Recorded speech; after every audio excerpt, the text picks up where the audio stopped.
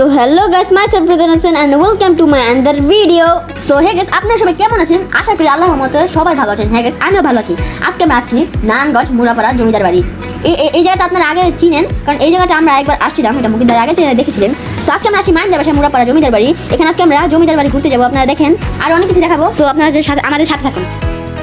So hey guys, এখন আমরা রওনা করে ফেলেছি জমিদার বাড়ির উদ্দেশ্যে।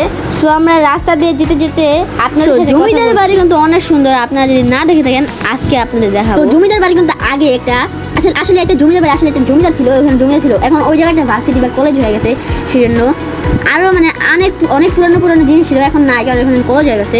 সো গাইস, এখন আমরা জমিদার বাড়ি এসে পড়ছি। এখন আমরা জমিদার বাড়ির মাঠটাতে যাচ্ছি, আপনারা দেখতে থাকেন ভিডিও।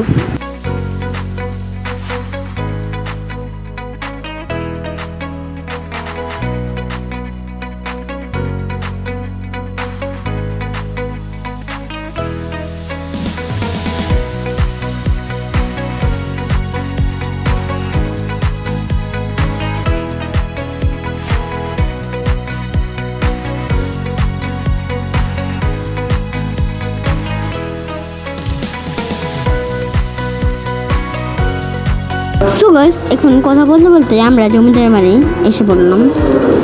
তার মধ্যে বৃষ্টিও শুরু হয়ে গেছে, আমরা দৌড় দিছি। বৃষ্টিটা এই সময় আসার কথা ছিল বলে, না হলে আমরা এতক্ষণ ঘুরতে পারতাম। আর আসছি আমরা একদিনের জন্য, সেজন্যই আজকে জামানাটা হলো, নাহলে ভাই জীবন মানে পুরো জমিদার বাড়ির ভিতরে মানে জমিদার বাড়ির ভিতরে ঢুকতে পারতাম। তো দেখতে থাকেন, ফুল ভিডিওটা আছে, আশা করি মজাই করবেন।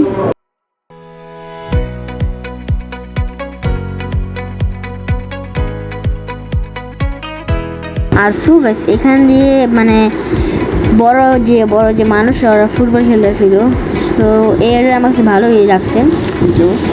আর সামনে জমিদার বাড়ি। সো আপনারা ফুল ভিডিওটা দেখতে থাকেন, আশা করি মজাই পাবেন। আমার কাছে তো ভালোই লাগতেছে ভিডিওটা, কিন্তু আমার কাছে আবার একটু খারাপ লাগে, একটু ভালো লাগে। এই যে টিনগুলো ভাঙা, সো এখান থেকে পানি পড়তেছিল, আমার শরীরটা পুরো ভিজে গেছিল। ফুটবলের যারা খেলতেছিল তারা এসে পড়ছিল এখানে। তো আমি যদি এখানে থাকতাম, আমি আসতামই না, আমি বৃষ্টিতে ভিজে করতাম, বৃষ্টিতে ভিজা ফুটবল খেলতাম, কারণ বৃষ্টিতে ভিজার মজাটাই আলাদা, কিন্তু আমাকে বৃষ্টি দিবেন না।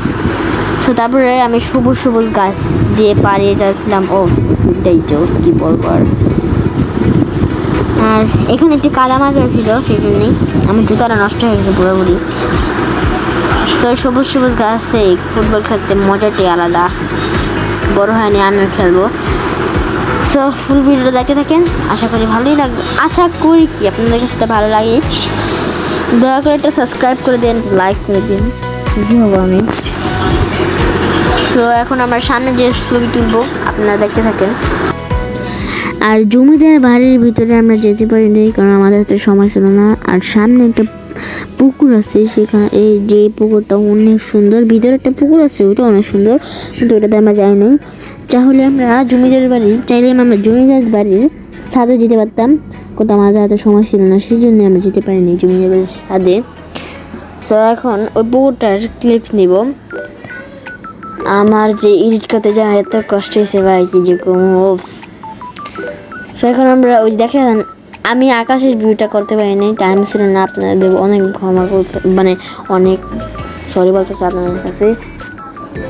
আকাশের ভিডিওটা করতে পারিনি, করতাম, কিন্তু পুকুরের ভিডিওটা করছে অনেক সুন্দর, দেখবেন। জমিদার বাড়ির সম্পর্কে কিছু তথ্য আপনাদেরকে জানাবো। জমিদার বাড়ি কিন্তু 1890 সালে অবস্থিত হয়েছে। সো গাইস, আমি ঠিক মতন তথ্যটা জানি না, সেই জন্য আমার বড় ভাই জানা দিচ্ছে আপনাদের সব তথ্যটা। গল্প শোনাবো এক অত্যাচারী শাসকের, তার উত্থান এবং পতনের।